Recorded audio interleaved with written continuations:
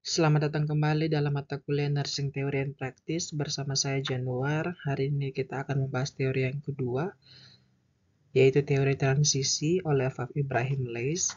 Dengan tujuan pembelajaran kita hari ini, yang pertama, mahasiswa mampu memahami latar belakang, pengalaman, serta sejarah terbentuknya teori transisi oleh Afaf Ibrahim Leis.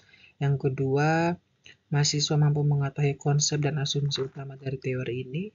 Yang berikutnya menggambarkan metaparadigma dari teori transisi, mulai dari manusia, lingkungan, kesehatan, dan juga keperawatan. Yang berikutnya kekuatan dan kelemahan dari teori ini. Dan yang terakhir bagaimana aplikasi teori ini dalam praktik keperawatan. Oke, yang pertama kita akan bahas mengenai latar belakang, pengalaman dan sejarah dari Leis ya. Leis ini lahir di Mesir pada tahun 1942 dan ibunya dikenal sebagai Florence Nightingale dari Timur Tengah. Kenapa demikian? Karena ibunya ini merupakan orang pertama di Mesir yang meraih gelar BSN dari Syracuse University serta perawat pertama di Mesir yang meraih gelar MPH, Master of Public Health, dan PhD di Universitas di Mesir. Jadi latar belakang keluarga Meles ini merupakan latar belakang pendidikan dan latar belakang keperawatannya sangat amat tinggi ya. Meles ini sangat mengagumi dedikasi dan komitmennya terhadap profesi ibunya di dalam bidang keperawatan dan menganggap bahwa keperawatan ini telah mengalir dalam darahnya.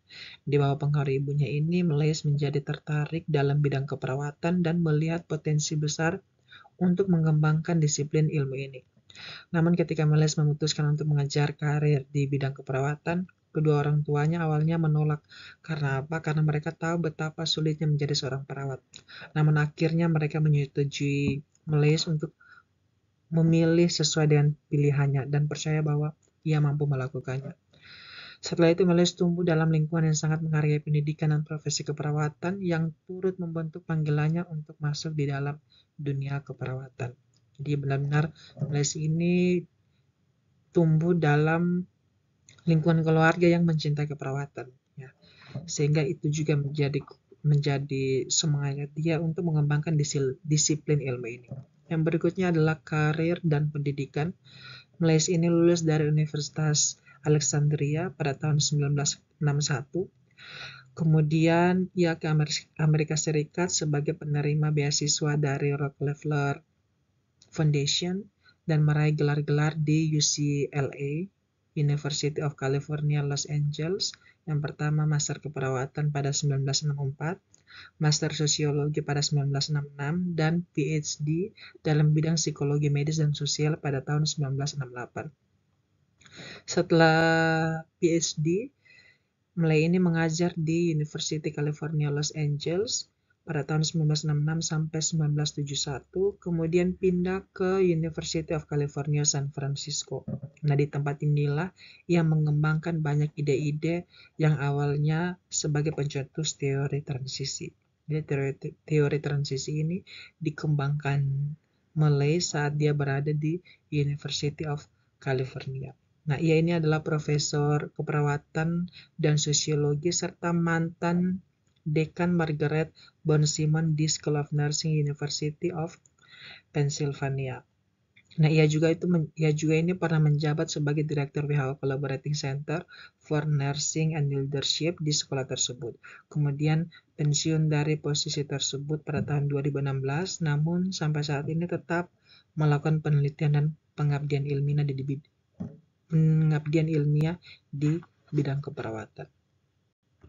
Oke, sekarang kita masuk yang kedua, konsep dan asumsi utama. Teori transisi ini intinya menjelaskan bagaimana perawat bisa membantu individu terhadap perubahan hidupnya agar transisinya berjalan sehat dan juga adaptif. Jadi semua individu di dunia ini akan mengalami namanya transisi atau perubahan. Kita akan bahas teorinya dulu sebelum bahas ke aplikasi keperawatan. Yang berikutnya adalah ada jenis dan tipe transisi. Untuk tipe transisi sendiri, ya, jenis atau tipe transisi ini ada 4. Yang pertama, transisi perkembangan. Transisi perkembangan ini contohnya transisi dari remaja ke dewasa, ya, mengalami perkembangan. Atau transisi dari remaja menjadi seorang ibu, mengalami transisi perkembangan atau transisi dari dewasa ke lansia. Nah, ini yang disebut dengan tipe transisi perkembangan. Yang berikutnya adalah transisi kesehatan dan penyakit. Transisi ini artinya perubahan, ya. Kalau transisi kesehatan dan penyakit artinya atau contohnya adalah seseorang yang sebelumnya penyakit akut karena tidak ditangani dengan oke, ya, jadinya penyakit kronik. Setelah itu transisi kesehatan penyakit, misalkan individu yang menjalani operasi sebelumnya nggak direncanakan operasi, jadi dilakukan operasi. Atau transisi perkembangan lainnya adalah transisi dari yang sebelumnya dirawat di rumah sakit menjadi sehat dan keluar rumah sakit. Nah, ini disebut sebagai transisi health and illness. Yang berikutnya adalah transisi situasional. Situasional artinya berdasarkan situasi yang dialami oleh pasien. Misalkan transisi pindah rumah dari desa ke kota, atau transisi perceraian karena situasional yang membuat perceraian terjadi, atau transisi kehilangan pekerjaan. Nah, ini namanya situasional. Yang berikutnya adalah transisi organisasi atau organisasional. Nah, ini perubahan atau transisi dari sistem kerja atau peran di dalam atau di tempat bekerja. Karena ada perubahan organisasi nih, yang sebelumnya ada nursing development, ya, setelah itu udah nggak ada lagi struktur organisasi ini, sehingga terjadi transisi organisasi. Intinya, setiap orang pasti akan mengalami transisi di dalam hidupnya. Nah, itu kita belajar mengenai tipe dari transisi, ada 4. Jadi transisi perkembangan atau development, health and illness, situasional, dan juga organisasional. Yang berikutnya adalah pola transisi. Pola transisi ini ada 4. Ya, yang pertama pola multiplicity atau keberagaman. Artinya seseorang bisa mengalami lebih dari satu jenis transisi sekaligus dalam hidupnya. Contohnya, seorang wanita baru saja melahirkan, pindah rumah, dan sedang belajar menjalankan bisnis online. Semuanya ini terjadi dalam waktu yang berdekatan. Intinya, individu ini bisa mengalami banyak perubahan atau transisi sekaligus. Yang tadi saya berikan contoh, ya, seorang wanita baru saja melahirkan, ini kan dia mengalami transisi menjadi seorang ibu. Setelah itu pindah rumah. Pindah rumah ini kan menjadi transisi situasional. Setelah itu menjalankan bisnis online. Artinya terjadi transisi peran kerja. Nah, itu artinya masuk dalam pola multiplicity atau keberagaman. Yang berikutnya adalah simultan, ya. Pola simultan. Pola simultan ini artinya apa? Individu bisa mengalami beberapa transisi dalam waktu yang sama dan beririsan. Contohnya, mahasiswa tingkat akhir sedang menjalani skripsi ini, sekaligus harus menjaga ibunya yang sedang sakit di rumah sakit. Nah, artinya dia mengalami transisi akademik dan transisi peran menjadi caregiver dalam waktu yang bersamaan dan beririsan. Intinya di dalam simultan ini adalah transisi ini terjadi bersamaan dan bisa saling mempengaruhi. Oh, sebelumnya dia lagi sementara mengerjakan skripsi nih, tapi ibunya sedang dirawat di rumah sakit. Ya, dia harus mengalami transisi yang sama dan saling mempengaruhi. Kalau dia menjaga ibunya di rumah sakit, kemungkinan besar skripsinya juga akan terbengkalai. Nah, itu artinya transisi ini bisa terjadi secara bersamaan, tetapi bisa saling mempengaruhi atau beririsan. Yang berikutnya adalah related dan unrelated. Ya, related dan unrelated ini artinya terikat dan tidak terikat. Artinya apa? Artinya transisi ini bisa saling berkaitan satu sama yang lainnya, atau terjadi tanpa hubungan yang langsung. Contohnya, orang yang pensiun dari pekerjaan lalu mengalami perubahan status ekonomi dong. Ya, kalau misalnya pensiun dari pekerjaan kan ekonominya kemungkinan akan tidak begitu baik sebelum dia bekerja, dan kemudian bisa mengalami peran sosial. Dan waktu yang bersamaan kalau dia masuk ke rumah sakit, ya bisa mengalami penyakit kronik. Dan semuanya ini saling berhubungan. Artinya transisi ini bisa saling berkaitan satu sama yang lain dan terjadi tanpa hubungan yang langsung. Misalkan tuh, tadi saya bilang, orang pensiun, setelah pensiun bisa mengalami perubahan status ekonomi, setelah itu bisa mengalami perubahan status sosial, setelah itu bisa masuk ke rumah sakit. Tetapi kan ini tidak saling berkaitan. Bukan karena dia pensiun makanya dia masuk ke rumah sakit. Bukan karena dia pensiun makanya dia bisa membuat status ekonominya menjadi buruk. Walaupun ada hubungannya. Tetapi tidak saling berhubungan langsung. Ya. Yang berikutnya adalah sekuensial atau berurutan. Sekuensial atau berurutan ini artinya transisi bisa terjadi secara berurutan, satu demi satu, bukan sekaligus. Misalkan seorang remaja lulus dari SMA, lalu masuk ke kuliah, lalu lulus kuliah dan bekerja. Jadi transisi itu namanya bertahap. Nah, inilah yang disebut dengan sekuensional atau sekuensial dan berurutan. Dari remaja SMA, SMA kuliah, kuliah sampai bekerja. Jadi ada waktu dan tahapan. Yang berikutnya adalah kita bicara mengenai properti dan juga pengalaman transisi. Ya, properti dan pengalaman transisi ini terdiri dari 5 sub aspek. Yang pertama kesadaran, keterlibatan, perubahan dan perbedaan, rentang waktu dan titik kritis, serta kejadian penting. Kita akan masuk yang kedua adalah kondisi transisi. Kondisi transisi ini terdiri dari yang personal, ya. Personal ini terdiri dari kepercayaan budaya, status sosial, ekonomi, kesiapan dan juga pengetahuan, ya. Yang berikutnya kondisi sosial dan komunitas, yang terdiri dari dukungan komunitas, norma sosial, kebijakan dan struktur masyarakat. Yang berikutnya adalah pola respon, ya. Pola respon terdiri dari indikator proses dan indikator luaran. Ya, untuk proses ini mencakup kesiapan, interaksi, perasaan terkait transisi, dan untuk luarannya mencakup pencapaian integrasi identitas, penguasaan, dan juga stabilisasi yang baru. Yang berikutnya adalah terapeutik keperawatan. Nah, untuk terapeutik keperawatan ini, intervensi yang dilakukan oleh perawat ini tujuannya adalah untuk mendukung transisi yang sehat, yang meliputi yang pertama penilaian kesiapan, penilaian dan kesiapan individu untuk melihat transisinya, dan juga mengimplementasikan peran dan dukungan yang dialami oleh individu. Jadi maksud dari terapeutik keperawatan ini adalah perawat memberikan intervensi yang tepat untuk mendukung transisi yang sehat.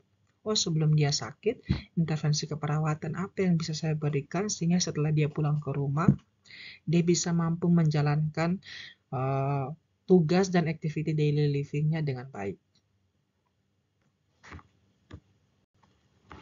Yang berikutnya adalah metaparadigma dari teori transisi oleh Afaf Ibrahim Leis, yaitu terdiri dari manusia, lingkungan, kesehatan, dan juga keperawatan. Nah, manusia menurut Leis ini, manusia ini merupakan individu yang mengalami transisi sehingga menyebabkan perubahan status identitas, peran, hubungan, dan pola perilaku. Sedangkan lingkungan menurut Afaf ini, lingkungan ini merupakan semua faktor eksternal yang bisa mempengaruhi dan memperumit proses transisi dengan pengalaman, interaksi, dan juga kondisi lingkungan.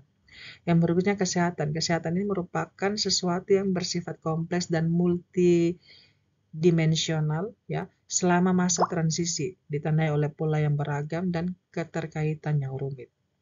Dan yang terakhir, keperawatan menurut Afaf ini, perawat ini dianggap sebagai pemberi asuhan utama dalam membantu klien dan keluarga yang mengalami transisi. Jadi dukungan yang dilakukan ini harapannya bisa membantu klien untuk bisa adapt terhadap masa transisinya. Jadi semua definisi ini, kata kuncinya adalah membantu pasien di dalam masa transisinya. Oh, individu ini adalah seseorang yang akan mengalami, manusia ini menurut Leis adalah individu yang akan mengalami transisi. Oh, lingkungan ini adalah semua faktor yang mempengaruhi transisi. Kesehatan ini merupakan semua faktor yang bersifat kompleks selama masa transisi itu terjadi, ya. Dan perawat ini merupakan orang yang membantu individu melewati masa transisinya. Oke, sekarang kita masuk dalam kekuatan dan kelemahan dari teori transisi. Yang pertama kekuatannya. Kekuatannya adalah terletak pada kesederhanaan struktural. Kita tahu sendiri meski mencakup fenomena yang kompleks, teori ini disusun secara logis dan mudah dimengerti. Prinsipnya adalah tentang konsep perubahan atau transisi. Yang berikutnya adalah konsep-konsep utama dalam teori ini terdiri dari jenis transisi, kondisi, indikator, dan juga intervensi keperawatan yang diberikan selama transisi. Yang berikutnya adalah kekuatan teori ini adalah didukung oleh bukti empiris yang kuat. Teori ini dikembangkan dan diperkuat melalui berbagai penelitian, termasuk studi dalam imigran di Korea, wanita menopaus, pasien pasca operasi, penderita artritis, dan lain sebagainya. Jadi, buktinya sangat kuat melalui beberapa penelitian. Setelah itu, hal inilah yang menjadikan teori ini sangat relevan dan adaptif karena didukung oleh penelitian yang relevan. Ya, yang kelebihan yang ketiga adalah kejelasan konseptual dan visualisasi yang sangat jelas ya. Jadi hubungan antara individu sebelum transisi dan selama masa transisi dijelaskan dengan sangat detail. Namun kelemahannya yang pertama adalah kesulitan menghadapi kepatuhan pasien karena tidak semua pasien bisa patuh di dalam masa transisi. Teori ini mengasumsikan bahwa adanya keterlibatan pasien dalam proses transisi. Namun dalam praktiknya kita tahu sendiri, kadang pasien menolak mengikuti intervensi yang diberikan oleh perawat. Karena apa? Karena rasa takut, kurang motivasi, dan juga ada hambatan-hambatan lainnya. Keterbatasan lainnya dalam aplikasi teori ini adalah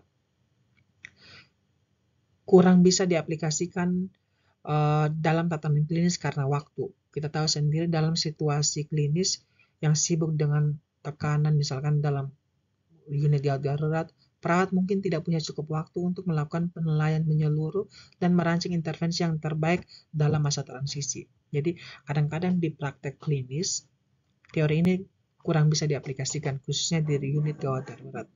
Butuh yang cepat, tapi di satu sisi ketika kita memperhatikan pola transisi, kadang-kadang membutuhkan banyak waktu yang akhirnya kurang efektif untuk diaplikasikan di tatanan gawat darurat. Ini merupakan model middle range theory dari teori transisi, bahwa hakikat transisi itu terdiri dari tipenya. Tipe yang tadi sudah dijelaskan di slide sebelumnya, ada development, situasional, health and illness, dan organisasional. Yang berikutnya ada polanya, ada single, sequence, related atau unrelated. Setelah itu ada properti atau pendukung dari kesadaran dan seterusnya. Nah, semua hakikat transisi ini dipengaruhi oleh personal, komunitas, dan juga sosial. Setelah itu individu akan berespon ya terhadap pola tersebut ya. Jadi ada reaksi individu mau menerima transisi atau menolak transisi, kemudian perawat akan memberikan nursing intervensi terapeutik, nursing terapeutik ya. Nursing terapeutik apa aja yang diberikan ya, perawat bisa memberikan dukungan emosional, memberikan dukungan melalui informasi dan juga edukasi, membantu pasien untuk menyesuaikan diri dengan masa transisi atau perubahan. Intinya adalah hubungan antara semua bagian ini di semua kotak ini saling berhubungan. Ada jenis dan pola transisi yang dialami oleh seseorang akan dipengaruhi oleh kondisi pribadi dan sosialnya. Hal ini akan menentukan bagaimana orang itu berespon dalam masa transisinya, dan peran perawat berperan untuk membantu agar transisi ini bisa berjalan dengan sehat dan juga lancar. Dari yang kiri ada faktor-faktor yang mempengaruhi, setelah itu individu berespon dan perawat memberikan intervensi di dalam masa transisinya. Nah, ini adalah contoh kasus aplikasi teori transisi dalam praktik keperawatan. Contoh Ibu Mesia berusia 48 tahun yang baru didiagnosa DMTP 2. Hasil akhirnya dengan bantuan perawat dan dukungan sosial, Ibu Mesia mampu melewati masa transisi dari yang baru didiagnosa DMTP 2 menjadi orang yang mampu mengelola kesehatannya sendiri. Nah, kita bisa analis dari kasus ini ya. Dari yang sebelumnya DMTP 2 sampai bisa mengelola kondisinya karena berkat dukungan dari perawat, dari dukungan sosial maupun dukungan kondisi fisik yang membantu Ibu Mesya bisa melewati masa transisinya. Kita bisa analis yang pertama dari segi nature of transisi atau hakikat transisi. Dari nature of transisi ini kita bisa lihat dari jenis transisi. Jenis transisinya yang dialami oleh Ibu Mesya ini adalah Ibu Mesya mengalami kondisi transisi dari sehat ke sakit. Yang sebelumnya sehat menjadi sakit ditandai dengan diagnosa DM tipe 2. Yang berikutnya adalah pola transisi, lihat di bawah, atau pattern of response. Nah, pola transisinya apa? Pola transisi tunggal, tapi mungkin bisa menjadi ganda jika mempengaruhi hubungan sosial, pekerjaan, dan aktivitas harian dari Bu Mesya. Nah, dari ciri-ciri transisi, kita lihat dari kesadaran Ibu Mesya ini sadar ia mengalami perubahan besar dalam hidupnya. Dari jenis keterlibatan, ia mulai mencari informasi tentang diabetes dan untuk bisa mengelola kondisinya. Sekarang kita lihat lagi dari jenis kondisi transisi atau pendukung dan penghambat.